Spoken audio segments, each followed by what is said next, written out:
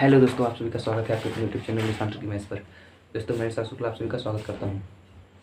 दोस्तों चलिए आज हम परसेंटेज का पार्ट 6 देखने वाले हैं। आप अभी तक आपने देखा कि हमने कमी या वृद्धि वाले सवाल करा रहे हैं आपको, ठीक है। तो चलिए आज हम परसेंटेज का पार्ट 6 देखेंगे, ठीक है। कितना पार्ट देखेंगे? पार्ट 6, ठीक है। परसेंटेज का पार्ट 6 देखेंगे। तो दोस्तों चलिए मैं अपना PDF लेकर आता हूँ, उसी से मैं सवाल कराता हूँ आपको, ठीक है। दोस्तों देखिए, तो मैंने इसमें कुछ सभी सवाल जितने कराने हैं मुझे मैंने लिख दिए हैं और आपको यहीं ऊपर स्क्रीन पर दिखेगा आपको सवाल, ठीक है। मैं इस पर पढ़ रहा हूँ, ठीक है। देखिए दोस्तों, मैंने आपको पिछले सवाल पीछे वाले में मैंने आपको कई सारे सवाल करा दिए थे। कमी या वृद्धि वाले जितने सवाल थे वो सब मैंने आपको करा दिए थे। अब कमी या वृद्धि वाले ही सवाल कराएंगे, उसके आगे बढ़ते हैं। देखिए यार, अच्छे लेवल के सवाल कराएंगे आपको, ठीक है। तो देखिए, जैसे मान लीजिए पहला सवाल मैं अगर इसी को कराऊँ तो देखिए, इस पहला सवाल करा है कि जब चीनी के मूल्य में 53% की वृद्धि हुई तो एक परिवार ने इसकी मासिक खपत को इतना कम कर दिया कि अब चीनी पर होने वाला व्यय पहले की तुलना में केवल 19% अधिक था। पहले जितना होता था अब 19% अधिक था। यदि परिवार में पहले चीनी की मासिक खपत 38.7 किलोग्राम थी तो चीनी की मासिक खपत में कितनी कमी हुई, हमें कमी बताना है। और ऑप्शन दिया हुआ है 8.6 किलोग्राम, 8.4, 8.7 या 8.1 किलोग्राम। ऑप्शन दिया हुआ है इसका, इस सवाल का ऑप्शन दिया हुआ है 8.6 kg, 8.4 kg, ऑप्शन सी है 8.7 या डी है 8.1 kg। ठीक है दोस्तों, यही सवाल है और कह रहा है सवाल जब चीनी के मूल्य में 3% की वृद्धि हुई। यानी दोस्तों सवाल को पहले समझिए, उसके बाद मैं आपको बता दूंगा, ठीक है। मैं इसको मिटा देता हूँ ना, आप जानिए है पार्ट 6 है, ठीक है। तो अब दोस्तों देखिए, कह रहा है सवाल कि जब चीनी के मूल्य में 53% की वृद्धि हुई, यानी चीनी का जो पहले प्राइस था, मूल्य, उसमें बढ़ोतरी हुई। कितने प्रतिशत की बढ़ोतरी हुई? तो आप कहेंगे 53% की। चावल के मूल्य में 53% की बढ़ोतरी हुई यानी वृद्धि हुई। तो एक परिवार ने इसकी मासिक खपत को इतना कम कर दिया कि अब चीनी पर होने वाला व्यय पहले की तुलना में केवल 19% अधिक था। व्यय मतलब खर्च, ओवरऑल खर्च जो होता था वो पहले की तुलना में अब केवल 19% अधिक था। यानी पहले कुछ ज़्यादा होता था, अब 19% ही हो रहा है। तो अगर मैं देखिए, मैंने आपको एक फार्मूला बताया था, आपको याद हो तो, कि अगर हमें इफेक्ट निकालना है, ओवरऑल निकलता है जिसे हम इफेक्ट भी कहते हैं, ठीक है। देखिए मैंने आपको बताया था कि फार्मूला था कि ए प्लस माइनस कुछ भी हो सकता है, A plus B plus minus, ठीक है। यहाँ भी प्लस माइनस लगेगा, plus minus A plus B plus minus A B बटा 100%। ये था हमारा इफेक्ट का फार्मूला। यानी अगर मुझे कुछ एक ही वस्तु पर, मैंने आपसे क्या कहा था, अगर एक ही वस्तु पर 2 बार प्रभाव पड़े परसेंटेज में, तो उसके लिए इस फार्मूला का प्रयोग करेंगे। और मैंने आपको रूल भी बताया था, फ्रैक्शन मेथड बताया था, आपको बताया था, लेकिन फार्मूला ये लगेगा। तो अगर मैं इस फार्मूला की मदद से पहले ये निकालूं कि ओवरऑल कितना फर्क पड़ा, या ये तो दिया हुआ है, मैं ये बताऊं कि कितना कमी हुई, तो कह रहा है जिस हिसाब से मैं पता लगाऊं, तो देखिए कैसे, कि कह रहा है कि 53% की वृद्धि हुई क्या मूल्य में, ठीक है। तो एक परिवार की मासिक खपत को इतना कम कर दिया गया कि अब चीनी पर होने वाला व्यय पहले की तुलना में केवल 19% अधिक था। कितना अधिक था? टोटल 19%। जो हर बार हम निकालते थे कितना अधिक है कितना कम है, ये पहले से ही दिया हुआ है कि 19% अधिक था, तो मैंने 19 लिख दिया इसके बराबर। उसके बाद करा है कि चीनी की मूल्य में 53% की वृद्धि हुई, मैंने ए को 53 मान लेता हूँ, तो वृद्धि हुई तो प्लस यानी 53, ठीक है, 53 हुई वृद्धि। तो ये परिवार ने इसकी मासिक खपत को इतना कम कर दिया कि अब चीनी पर होने वाला व्यय पहले की तुलना में केवल 19% अधिक था ना, ठीक है। परिवार ने इसकी मासिक खपत को इतना कम कर दिया, मासिक खपत को कम कर दिया, तो क्या मैं यहाँ पर माइनस लिखूंगा? कम हो रहा है तो माइनस लगेगा ना, कम हो रहा है तो माइनस, वृद्धि होता तो प्लस। तो कम किया मैंने, मान लिया बी कम किया, ठीक है। उसके बाद देखिए प्लस माइनस माइनस 53 बी बटे 100। आपको समझ आया होगा कि बी कैसे आया, क्योंकि इन दोनों का उड़ा हो गया, ठीक है। अगर मैं इस प्लस 53 को इधर भेज दूँ तो आप कहेंगे कि 19, ये प्लस 53 इधर आएगा माइनस 53, दिख रहा होगा आपको, माइनस बी, डायरेक्ट गुणा कर लेते हैं, ठीक है। तो इसका गुणा इसमें हो जाएगा, तो 100 बी माइनस 53 बी बटा में 100, ठीक है। तो अगर मैं इसको घटाऊं तो 53 19 में से जाएगा 34 आ जाएगा, माइनस में 34, ठीक है दोस्तों, माइनस 34 कैसे आएगा? क्योंकि माइनस इसलिए है क्योंकि माइनस वाला बड़ा है ना, इतना तो आपको पता होगा। -34, ठीक है, बराबर। इसको हल करेंगे तो माइनस गुणे माइनस क्या होता है, प्लस होता है, और माइनस इंटू माइनस प्लस, लेकिन आंसर हमेशा माइनस में आता है, तो माइनस माइनस का हमारा आ जाएगा 153b बटा में क्या है, तो आप कहेंगे 100 है, ठीक है।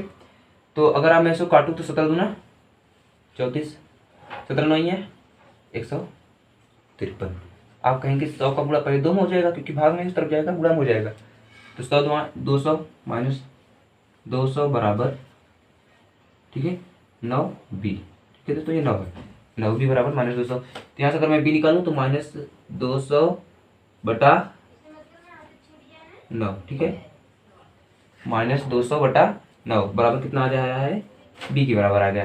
तो दोस्तों यानी ये परसेंट आ गया, ठीक है, क्योंकि ये पूरा परसेंट में होता है, तो ये भी परसेंट था, तो ठीक है, ये परसेंट में आ गया, यानी b -200 बटा 900। और देखिए दोस्तों माइनस में क्यों आया है, तो माइनस में इसलिए क्योंकि खुद करा है कि कमी हो रही है, तो कमी होगी इसलिए माइनस आया।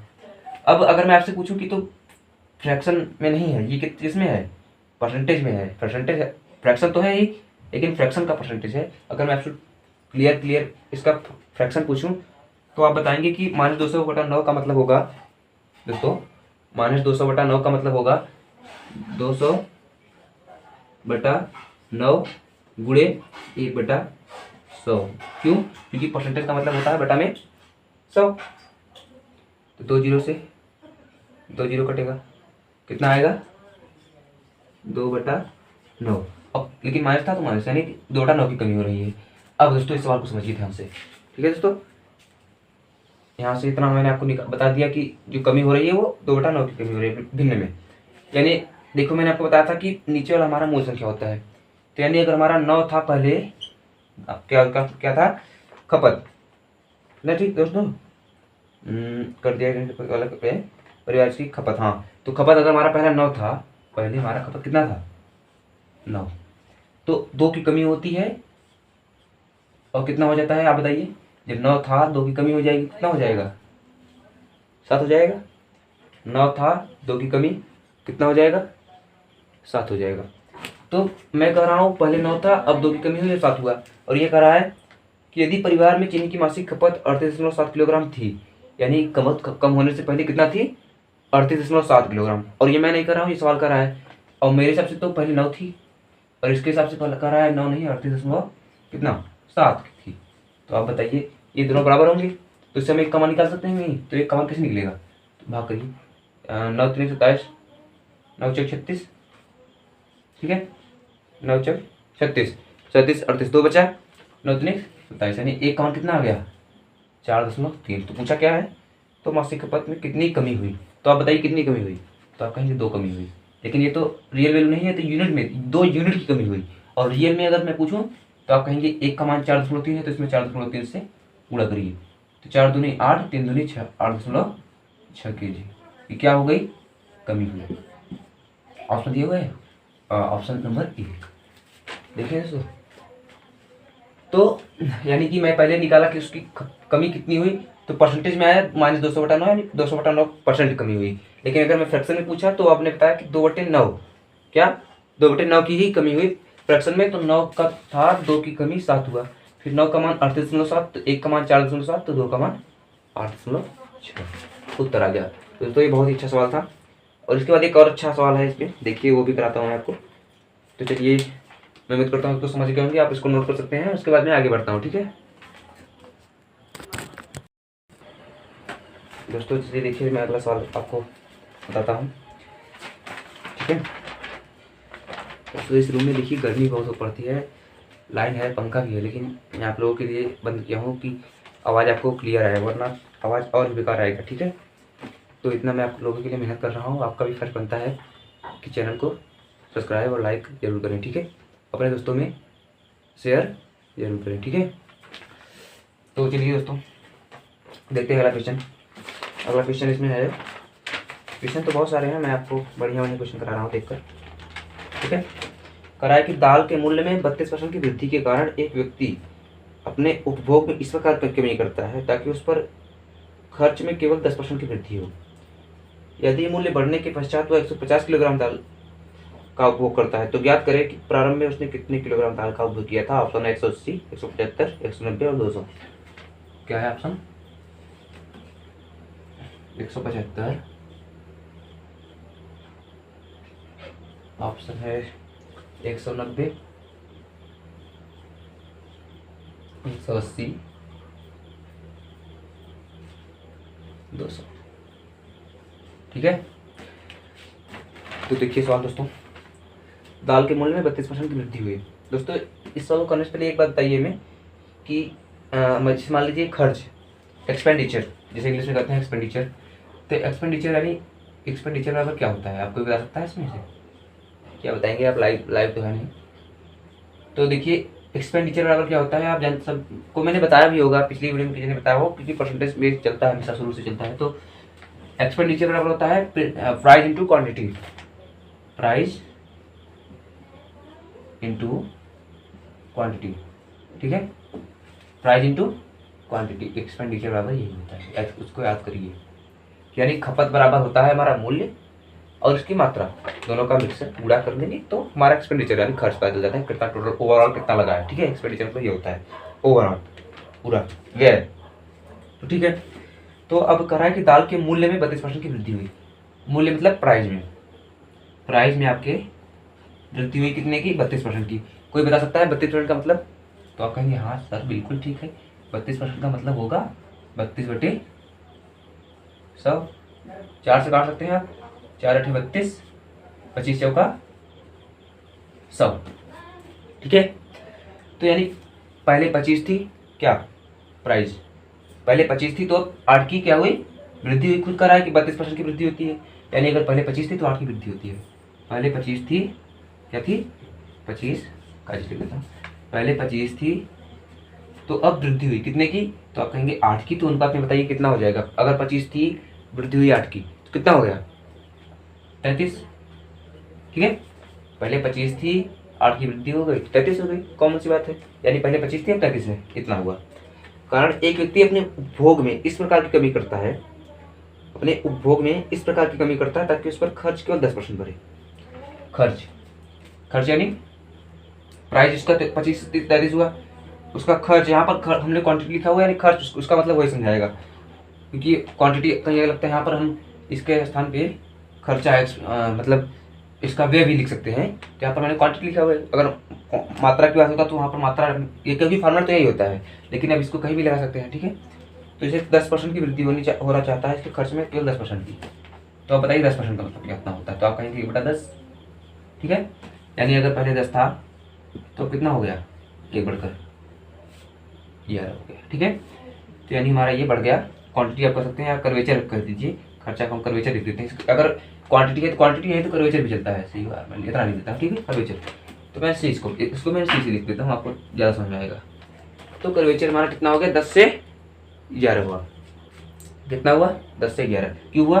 क्योंकि 10, अगर मान लीजिए पहले 10 था, देखिए नीचे हमेशा पहले वाला होता है, पहले 10 था तो 1 की वृद्धि हो गई, तो कितना हो गया? 11। 10 था, 1 की वृद्धि 11। आप बताइए कितना हुआ? 10 था तो 1 की वैल्यू 11 हुआ। हाँ, तो अब देखिए अगर मैं पूछूं एक्सपेंडिचर पर क्या प्रभाव पड़ा,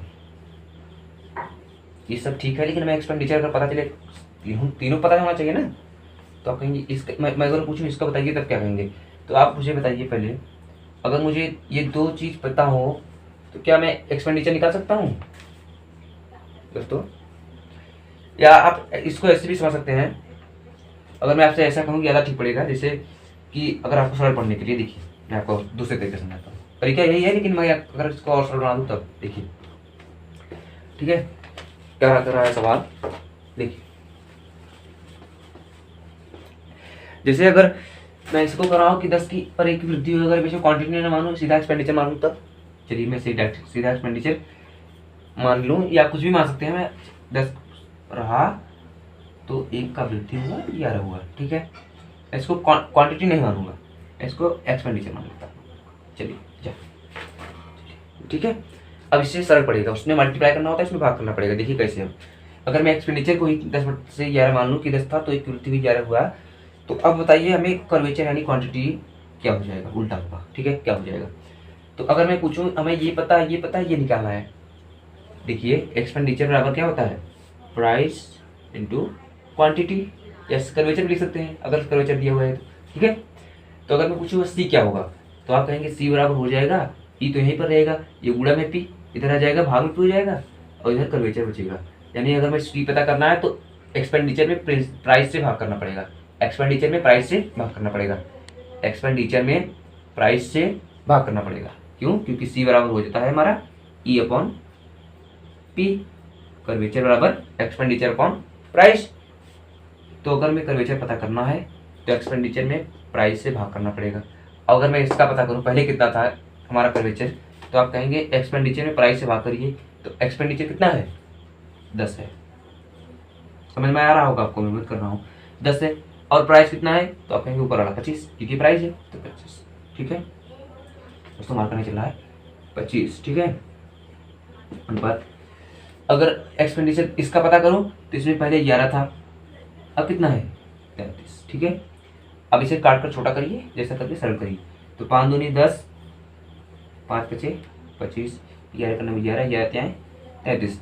अब 2/5 1/3 आया है, तो इस अनुपात को सरल करने का तरीका क्या होता है, मल्टीप्लाई, 3 का मल्टीप्लाई होता है, इसका उड़ा इसमें, इसका उड़ा इसमें, 3 दूनी यहाँ पर आ गया 6, ठीक है, 5 1 5, ठीक है तो आ गया, ठीक है। यानी पहले 6 था एक्सपेंडिचर, मतलब खपत हमारा पहले 6 था तो 5 था, पहले हम 6 किलो खाते थे 5 किलो खा रहे हैं, इसका मतलब ये होगा। और इसमें कह रहा है यदि मूल्य बढ़ने के पश्चात वो 150 किलोग्राम दाल का उपयोग करता है, मूल्य बढ़ने के पश्चात यानी मूल्य बढ़ने के बाद प्राइस आपका बढ़ गया तो हम 150 किलोग्राम चावल खाते हैं। यानी बताइए पहले ये था अब ये है, अब वाला बात कर रहा है बढ़ने के बाद, प्राइस बढ़ने के बाद। तो हम तो कर रहे हैं 5 थे, ये कर रहा है 5 में 150 है, यानी 5 का वैल्यू 150 है, तो एक की कितना होगा, तो आप कहेंगे 5 या 15, एक का मान 30 होगा। 5 मैं कह रहा हूँ अब 5 में खाता हूँ, ये कह रहा नहीं 150, तो दोनों बराबर है, तो ये जब इसके बराबर है तो 5 की वैल्यू 150, तो एक की कितनी हो जाएगी, एक का कितना हो गया 5 या 15, यानी 1 0, यानी 30 एक का। तो पहले कितना था हमारा, प्राइस बढ़ने से पहले हमारा खपत कितना था, कितना खाते थे 6 खाते थे, लेकिन 6 यूनिट खाते थे, ये असल में नहीं है, असल में तुम्हारा एक का मान 30 है तो 6 का मान कितना हो जाएगा, तो आप कहेंगे 30 से बड़ा करिए, 6 18 यानी 180 kg। पहले हमारा खपत 150 किलोग्राम था, सॉरी दोस्तों, पहले हमारा खपत 180 किलोग्राम था खपत, लेकिन जब प्राइस बढ़ गया तो हम 150 किलोग्राम खपत कर दिए। क्यों? क्योंकि प्राइस बढ़ गया, महंगा पड़ने लगा हमारा सामान, तो हम उसी प्राइस में उतने ही रुपए में हम 180 की जगह 150 खाते हैं, लेकिन प्राइस बढ़ गया तब, ठीक है। तो हम पहले कितना लेते थे सामान, कितना खपत करते थे चावल का 180 किलोग्राम। तो ऑप्शन देखिए है, ऑप्शन है हमारा सी, ठीक है दोस्तों। बहुत ही लाजवाब सवाल था, इससे बेहतर सवाल आपको कहीं नहीं मिलेगा बहुत जल्दी ढूंढने पर, बहुत ही अच्छा सवाल था, और मैं उम्मीद करता हूँ आपको समझ में भी आया होगा। इसका तरीका मैंने आपको इतना सुंदर बताया है, बाकी इसके लिए तो और नियम है, इसमें मैं एक्स मानकर भी कर सकता था, इसमें एक्स, इसको मैं प्रिंसिपल को पहले एक्स मानता, फिर 35% की वृद्धि हुई तो 132 एक्स % हो जाता, ऐसे भी कर सकते थे, लेकिन देखिए इसमें ना एक्स की ना वाई की किसी चीज़ की भी जरूरत नहीं पड़ी, और हमारा आंसर हमारे कदमों में आ गया, ठीक है। तो दोस्तों ऐसे बेहतरीन तरीके हम आपको सिखाते रहेंगे, और मैं उम्मीद करता हूँ आपको समझ में ये भी आया होगा। और दोस्तों वीडियो लंबा भी हो गया होगा, तो चलिए दोस्तों आज की सेवा यहीं तक रखते हैं। और हाँ दोस्तों, अगर वीडियो को लाइक आप जरूर करिएगा, और सब्सक्राइब भी बिल्कुल करिएगा, ठीक है। और जितना आपके दोस्त हों पढ़ने वाले उन सबको शेयर भी जरूर करिएगा, क्योंकि हम इतना मेहनत करते हैं, उसका रिस्पॉन्स अगर अच्छा आएगा तभी हमारा मोटिवेशन बढ़ेगा वीडियो और बनाने का, ठीक है। और दोस्तों कई लोग कह रहे हैं कि फिजिक्स पढ़ाइए, तो मैं कंफ्यूज हूँ कि फिजिक्स आपको कैसे पढ़ाऊँ। जैसे फिजिक्स 2 टाइप का होगा, एक अच्छा 11 और 12 क्लास 11 और 12 के लिए भी हो सकता है, या कंपटीशन के लिए। तो क्योंकि फिजिक्स बहुत ही अच्छा, मेरा फेवरेट टॉपिक है, फिजिक्स में मेरा फेवरेट सब्जेक्ट है। तो आप बताइए मैं 11-12 का फिजिक्स पढ़ाऊँ, और इसमें IIT नीट भी शामिल रहेगा, ठीक है, IIT भी और नीट में जो फिजिक्स पूछा जाता है, ठीक है, वो भी शामिल रहेगा। बट या मैं इसकी तरफ जाऊँ, या SSC आपका जो SSC रेलवे, इस तरफ का भी फिजिक्स होता है, उसमें बहुत कम पूछता है, बहुत ही बेसिक पूछेगा, उसमें अलग तरीके का पूछेगा, मतलब बहुत ही सरल पूछेगा। लेकिन IIT नीट के लिए तो बहुत ही ऊपर लेवल का फिजिक्स पूछेगा। तो मैं कंफ्यूज हूँ कि मैं आपको ये पढ़ाऊँ या आपको SSC वाला, SSC में जितना सिलेबस में दिया हुआ है फिजिक्स, रेलवे में जितना दिया हुआ है, आपको कौन सा पढ़ाऊँ। तो आप अगर आप वीडियो यहाँ तक देखते हैं तो प्लीज़ अगर आपको पढ़ना है फिजिक्स तो कमेंट जरूर करिएगा कि मैं आपको ये वाला स्टार्ट करूँ या ये वाला स्टार्ट करूँ। और मैं सोच रहा हूँ कि दोनों स्टार्ट करूँगा, लेकिन पहले मैं ये स्टार्ट कर दूँ क्या, क्योंकि IIT वाले बच्चे ज़्यादा होते हैं और क्लास 11 12 ठीक है, तो मैं इसको स्टार्ट करने वाला हूँ मेरे हिसाब से। आप बताइएगा मैं क्या करूँ, इसे स्टार्ट करूँ या इसे स्टार्ट करूँ। और दोस्तों जो कह रहे हैं कि बच्चे मेरा कमज़ोर है, ऐसे है वैसे है, फिजिक्स मेरा कमज़ोर है, मुझे नहीं आता। तो दोस्तों आप किसी भी सब्जेक्ट, कोई भी सब्जेक्ट आपका कमज़ोर और हार्ड नहीं होता। होता ये है कि आपने किसी सब्जेक्ट को कितना समय दिया है। जैसे मैंने मैथ और फिजिक्स को बहुत ज़्यादा समय दिया है, ये मुझे अच्छे से आता है। क्यों आता है, क्योंकि मैंने बहुत प्रैक्टिस किया है, कम से कम परसेंटेज। जैसे मान लीजिए मैंने परसेंटेज पढ़ा तो उसका मैंने 500 से 1000 सवाल तक लगाए हैं, इतना प्रैक्टिस किया हुआ हूँ। तो आप कह रहे हैं कि एक बच्चा ने कमेंट किया था कि मेरा फिजिक्स बहुत ही कमज़ोर है। तो अरे आप दोस्त, आपका कमज़ोर नहीं है, आपने कमज़ोर बनाकर रखा है। आप भी लगाइए ना सवालों को, बार बार पढ़िए किताब लेकर, इतने अच्छे अच्छे मार्केट में अवेलेबल है बुक। जैसे एक बुक है SC वर्मा का बुक, आपने सुना होगा फिजिक्स के लिए, उससे बेहतर किताब है आपको, अगर आपको फिजिक्स पढ़ना है अगर, तो SC वर्मा एक किताब आता है, ठीक है। बाकी मैं तो पढ़ाऊंगा ही, लेकिन अगर आपको खुद से पढ़ना है या प्रैक्टिस करना है, उसमें एक एक चैप्टर से बहुत ही सवाल दिए हुए हैं, ठीक है। तो SC वर्मा का एक बुक आता है, और इस बुक को मैं रिकमेंड करता हूँ, सबसे बेस्ट बुक है पूरे फिजिक्स के लिए। इसे आप पढ़कर लगाइए। नहीं तो आता है एक RD पांडे, बहुत बहुत सारे हैं, तो सबसे बेस्ट बुक तो ये है फिजिक्स के लिए, ठीक है। तो आप SC वर्मा करके एक आता है, उस बुक का नाम है कॉन्सेप्ट ऑफ फिजिक्स, उसका बुक का नाम ही है कॉन्सेप्ट ऑफ फिजिक्स। तो आप इसको करके लगा सकते हैं। अगर जिसका फिजिक्स कमज़ोर हो, और आप कहिए मत कभी कि हमारा ये सब्जेक्ट कमज़ोर है, वो सब्जेक्ट कमज़ोर है। अगर आप ऐसे कहेंगे तो आपका सच भी कमज़ोर हो जाएगा। अगर आपका रहेगा भी नहीं तब भी आपको कमज़ोर लगने लगेगा। कोई भी सब्जेक्ट आपका कमज़ोर नहीं है। आप बस ये है कि आपने उसके ऊपर कितना मेहनत किया है, उसके ऊपर कितना समय दिया है, क्योंकि ये नियम है कि आप जिसके ऊपर समय देंगे तो वही समय आपको लौटाएगा वो, ठीक है। तो आप कभी ऐसा कहिए मत, रोइए मत कि हमारा ये कमज़ोर है वो कमज़ोर है, बल्कि उस रोने के बजाय आप उसको मन लगाकर पढ़िए, ठीक है। मैं भी लाऊंगा, आपको जल्दी लाऊंगा, फिजिक्स का क्लास लाऊंगा।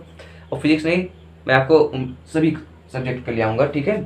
हिस्ट्री का भी शुरू होने वाला है, बायोलॉजी का भी शुरू होगा, और जितने सब्जेक्ट हैं सबका शुरू करेंगे, ठीक है। तो उम्मीद करता हूँ वीडियो को अच्छी लगी होगी। और हाँ दोस्तों, ऐसा आप कभी मत कीजिएगा आज के बाद कि हमारा ये सब्जेक्ट कमज़ोर है, ये तेज है, ऐसा कभी कहिएगा मत। सब सब्जेक्ट में आप जितना पढ़ेंगे, जितना समय देंगे, उतना तेज होगा। आपका कोई सब्जेक्ट कमज़ोर या ज़्यादा तेज नहीं होता है। आपने कभी आज तक फिजिक्स पढ़ा नहीं है काजे का, और आपको लग रहा है कमज़ोर है, एक बार पढ़िए तो पता चलेगा। इंटरेस्ट, फिजिक्स और मैथ से इंटरेस्टिंग कोई सब्जेक्ट नहीं होता, आप जानते हैं। इसमें इंटरेस्ट इतना है क्योंकि देखिए आपको अगर एक टाइप, इसमें क्या होता है मैथ में, अगर आप एक टाइप पढ़ लिए तो उसके बाद उस टाइप से जितना भी सवाल आएगा आप कर लेंगे। क्यों? क्योंकि क्या कर देगा, ज़्यादा यहाँ पर जैसे मैंने कहा 10-32% की वृद्धि हो रहा था, यहाँ पर 25% की वृद्धि करेगा, 50% करेगा, 75% करेगा, तो बस वैल्यू बदलेगा। बाकी अगर ये क्वेश्चन आपको सीख लिए हैं तो इस क्वेश्चन के ऊपर 32 के स्थान पर अगर 35 देगा तो क्या नहीं लगा पाएंगे? 10 के स्थान पर अगर 25 दे दिया तो क्या आप नहीं लगा पाएंगे? बताइए। तो इसमें कुछ नहीं होता है, बस वैल्यू को चेंज कर देंगे, बाकी टाइप वही रहेगा, सवाल वही रहेगा, और आप देखकर डर जाएंगे हर सवाल को। जैसे इस मैंने ये सवाल आपको कराया, तो इस सवाल से अगर क्लियर नहीं हुआ होगा तो इस सवाल आपके पास कोई किताब होगा प्रैक्टिस के लिए, आपने किताब तो रखा ही होगा कोई, तो उस किताब में आप जाइए, परसेंटेज का चैप्टर खोलिए और इस टाइप के सवाल देखिए, कमी या वृद्धि वाले सवाल देखिए। उसके बाद खुद से लगाना शुरू करिए। कितनी बार नहीं आएगा। अगर आपको नहीं आता है मेरे कमेंट करिए, पूछिए, नहीं तो मैं आपको अपना नंबर देता हूँ, व्हाट्सएप नंबर, इससे आप मुझे डायरेक्ट कॉल भी कर सकते हैं, बात भी कर सकते हैं, और अगर आपको डाउट हो रहा है तो उसमें पूछ भी सकते हैं, ठीक है। 84 29 64 00 71, ठीक है। ये मेरा है व्हाट्सएप नंबर या फ़ोन, इस पर दोनों कर सकते हैं। तो इस नंबर पर अगर आप कोई डाउट हो तो उसको भेज सकते हैं। जैसे मान लीजिए आप सवाल लगा रहे हैं, अब आपको 10 सवाल लगाए, 20 सवाल लगाए, उसके आगे फंस गए, कोई सवाल ऐसा आ गया, कोई हर सवाल सबको नहीं आ सकता, कोई आप अगर शुरू में लगाएंगे तो फंसेगा। तो जैसे फंसे तो तुरंत ही मुझे व्हाट्सएप पर भेज सकते हैं या कॉल कर दीजिए, मैं आपको बता दूंगा। तो प्रैक्टिस करिए दोस्तों, बिना प्रैक्टिस के कुछ होने वाला नहीं है। और मैथ और फिजिक्स में, खास करके इस दोनों सब्जेक्ट में, क्योंकि मैथ कहता है कि मुझे कुछ नहीं चाहिए, बस मुझे प्रैक्टिस चाहिए। पढ़ना जरूरी नहीं है, आप पढ़ लिए, आपने पूरा वीडियो देख लिया तो ये जरूरी नहीं है आपको आ जाएगा। इसके लिए आपको ऐसे ऐसे खुद से सवाल लगाने पड़ेंगे। चलिए दोस्तों, आपसे मैं यह करूँगा कि जो मैं नोट्स बनाया हूँ, जो मतलब जो पीडीएफ बनाता हूँ, आपको सवाल बनाता हूँ, तो उन सबके एक कंप्यूटर से उसको बनाकर पीडीएफ के फॉर्म में मैं आपको दे दिया करूँगा, ठीक है आपसे। चलिए मैं कोशिश करूँगा दोस्तों, देखिए धीरे धीरे सब व्यवस्था होगा। तो इस नंबर पर आप मुझसे कॉन्टैक्ट करके पूछ सकते हैं सवाल, कोई दिक्कत हो तो। और दोस्तों उम्मीद करता हूँ ये सवाल आपको समझ में आएगा। बहुत अच्छा सवाल था दोस्तों, ये इसको खिला मत लीजिएगा आखिर में, बहुत अच्छा सवाल था। और इस टाइप के 2-3 सवाल मैं सोचता हूँ वो करा दूँ, पर अब दोस्तों समय कम है और दोस्तों ये सवाल लंबे हैं, कराने में समय लग जाता है। तो इसके लिए मैं आपको एक सवाल तो दिया हूँ, अगर आपको समझ में ना आए तो इसी वीडियो को, इस सवाल को 2 बार समझिए, देखो 3 बार देखिए, 4 बार देखिए, कैसे नहीं समझ में आएगा? कब तक नहीं समझ में आएगा? कब तक बताइए, कब तक नहीं समझ में आएगा? एक बार तो आएगा ही। तो मैं आपको कह रहा हूँ कि एक प्रैक्टिस के लिए बुक भी रख लीजिए, एक बहुत ही बुक आता है, एक आप जानते होंगे किरण का, ठीक है, किरण के लिए मैथ का पेपर आता है, इसमें क्या उसे हम, ठीक है दोस्तों, मैथ प्रैक्टिस बुक, प्रैक्टिस के लिए आता है, उसमें एक एक चैप्टर से 2-2, 300 सवाल दिया हुआ है। या अरिहंत का भी बुक बहुत अच्छे अच्छे आते हैं, इसमें एसएससी के पिछली जितना भी पेपर हुए हैं सभी के चैप्टर वाइज सवाल दिए हुए हैं प्रैक्टिस करने के लिए, जितना भी पीछे हुआ है एसएससी का, रेलवे का एग्जाम, उन सबसे लेकर बनाया गया है किरण का। ये सबसे बेस्ट बुक है प्रैक्टिस करने के लिए मैथ का। और फिजिक्स का मैंने आपको बताया है एस.सी. वर्मा या एच.डी. पांडे, जिसका भी ले, एस.सी. वर्मा सबसे बढ़िया है। तो या तो ये किरण मैथ के लिए ये, और फिजिक्स के लिए वो। तो इन सब किताबों को रखिए खरीद कर, अगर आपको पढ़ना है तो पैसा एक बार खर्चा करना पड़ेगा, ठीक है।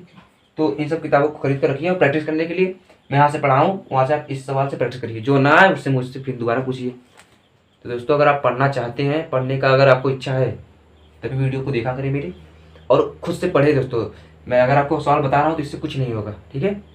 आपको खुद से जब तक नहीं मेहनत करेंगे तब तक, कहते हैं ना कि दुनिया को पहले आज आप खुद पर समय लगाइए, कल आपको दुनिया समय लगा निकाल कर आपको मिलने आएगी, ठीक है। पहले आज आप खुद पर समय दीजिए, उसके बाद दुनिया में आपका समय दिखाएगा।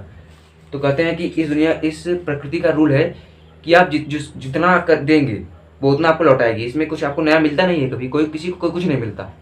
पहले रूल क्या है, पहले हम कितना कर रहे हैं, कितना लौटा रहे हैं, उसके बाद वही हमें मिलेगा फल के रूप में, ठीक है। और आप अगर आज मेहनत करेंगे तो कल यही आपका रिजल्ट के रूप में आएगा, सब पूरी दुनिया देखेगी। लेकिन अगर आज आप आराम कर रहे हैं, मजा कर रहे हैं, मेहनत करना नहीं चाहते, तो दुनिया आप आज तो आपको मजा आएगा, लेकिन जब 10 साल बाद आप देखेंगे कि हमारे दोस्त हमारे साथ से कहाँ पहुँच गए और हम कहाँ पर खड़े हैं, आपको पीछे देख कर देखेंगे तो आपको शर्म आ जाएगी अपनी खुद के ऊपर। तो दोस्तों पहले आप अपने नज़र से उठिए, अपने नज़र में उठिए खुद, ठीक है दोस्तों। बहुत से बच्चे क्या करते हैं, सुबह उठेंगे तो उठते ही कहेंगे आज हमें ये पढ़ना है, वो पढ़ना है, आज हम प्रॉफिट लॉस का 100 सवाल लगाएंगे, प्रैक्टिस करेंगे, आज जीके में इतना ख़त्म कर देंगे। उसके बाद जैसा समय बढ़ता जाएगा, 1 घंटा 2 घंटा हुआ पढ़ें, उसके बाद मन नहीं कर रहा, किताब बंद कर रख दिए, फिर 3 घंटे 4 घंटे बाद अरे संध्या पढ़ लेंगे, रात को पढ़ लेंगे, रात हुआ नींद आने लगेगी, खाना खाकर सो गए, फिर उठे फिर वही काम। तो दोस्तों ऐसे नहीं होगा, अगर आपको पढ़ना है तो दृढ़ संकल्पित होना पड़ेगा, ठीक है।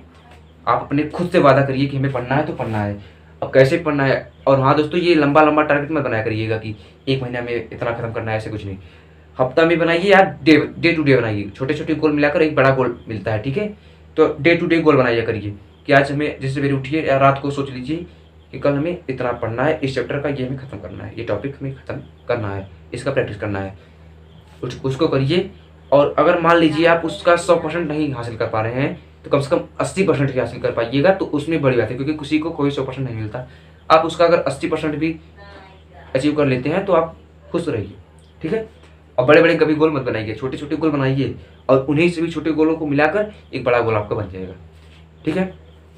तो दोस्तों मेहनत करना होगा, क्योंकि जीवन में आप जितना भी बड़े लोगों को देख लीजिए यहाँ पर, एक बार तो मेहनत करना पड़ेगा दोस्तों। मैं आपको सीरियस बता रहा हूँ, एक बार तो मेहनत करना पड़ेगा। अगर आपने एक बार मेहनत कर लिया खुलकर दिल से, अपने पूरे दिल से एक बार मेहनत कर लिया, उसके बाद ज़िंदगी में आराम ही आराम है, ठीक है। अगर आपने एक बार मेहनत कर लिया तो पूरी ज़िंदगी आपको मजा देगा। लेकिन अगर आज आपने समय बर्बाद कर दिया तो फिर ये समय कभी मिलने वाला नहीं है, क्योंकि किसी ने कहा है ना कि स्टूडेंट का लाइफ जो होता है वो अमृत के समान होता है, ठीक है। स्टूडेंट का लाइफ ऐसा होता है जिसमें आप कुछ भी कर सकते हैं, ठीक है।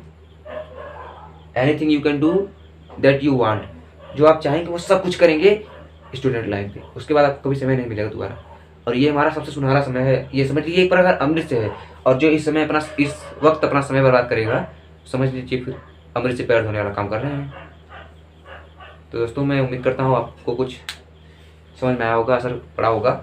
तो दोस्तों मन लगा कर पढ़िएगा और प्रैक्टिस करिएगा ज़रूर। मैं कितना भी पढ़ा दूँगा आपको आएगा नहीं जब तक आप प्रैक्टिस नहीं करेंगे। सभी वीडियो पे आप, अगर आपको ज़्यादा दिक्कत हो रहा है तो आप नोट्स बना कर रखिए, प्रैक्टिस नोट जैसे परसेंटेज मैंने आपको पढ़ा रहा हूँ शुरू से, तो सभी वीडियो देखिए और सभी वीडियो के क्वेश्चन आप उसमें लिख लीजिए, बार बार प्रैक्टिस करिए, बार बार लगाइए। कब तक नहीं आएगा? कब तक मैं कर रहा हूँ, एक दिन तो ऐसा हो जाए आपको सब आने लगेगा। दोस्तों मुझे भी जब मैं पढ़ रहा था शुरू शुरू में तो मुझे भी बहुत दिक्कत हुआ था, मुझे भी ये सब सवाल हो ही नहीं लगते थे। ठीक है, तो मैंने खुद से वादा किया कि मुझे सीखना है तो सीखना है, दृढ़ संकल्पित होना पड़ेगा, बिना दृढ़ संकल्पित हुए कुछ नहीं मिल रहा है। आपको दृढ़ संकल्पित होना पड़ेगा कि मुझे ये चाहिए, आपका गोल क्लियर होना चाहिए। ठीक है, तब उसके बाद प्रैक्टिस में करता गया, मेहनत करता गया तो धीरे धीरे आज देखिए मैं आपको ऐसा कोई सवाल नहीं होगा जो मैं किसी भी किताब का ना लगा पाऊँ। ठीक है दोस्तों, ये मैं घमंड से नहीं बोल रहा हूँ, मैं आपको बता रहा हूँ इसलिए। और ऐसा आप भी हो सकते हैं, ऐसा आप नहीं, सब पूरी दुनिया हो सकती है, लेकिन उसके लिए मेहनत चाहिए। क्या चाहिए? मेहनत। और जो कोई करना नहीं चाहता, और जो मेहनत कर लिया सफल है आज। ठीक है, तो दोस्तों मेहनत करिए, मन लगाकर पढ़िए, नोट्स बनाइए। धन्यवाद।